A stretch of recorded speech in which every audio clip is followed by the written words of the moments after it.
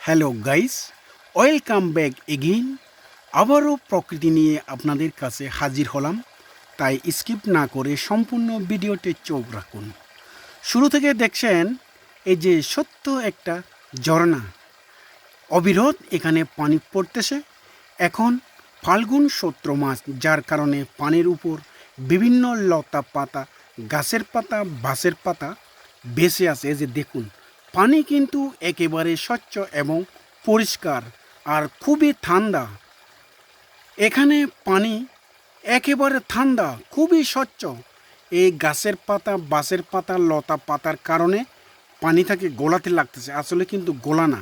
আর এখানে প্রচুর পরিমাণে মাছ, চিংড়ি মাছ, কাঁকড়া আছে। এই যে এই গাছের পাতা, বাঁশের পাতার কারণে মাছগুলোকে দেখা যাচ্ছে না। দেখুন কি সুন্দর, একেবারে স্বচ্ছ এবং পরিষ্কার। আর ভিডিওটি কেমন লাগলো অবশ্যই কমেন্টে জানাবেন। এই রকম সুন্দর সুন্দর ভিডিও পেতে সবসময় চ্যানেলটি সাবস্ক্রাইব করে রাখবেন। সাথে থাকার জন্য ধন্যবাদ। দেখা হবে নেক্সট কোনো ভিডিওতে। Thanks for watching.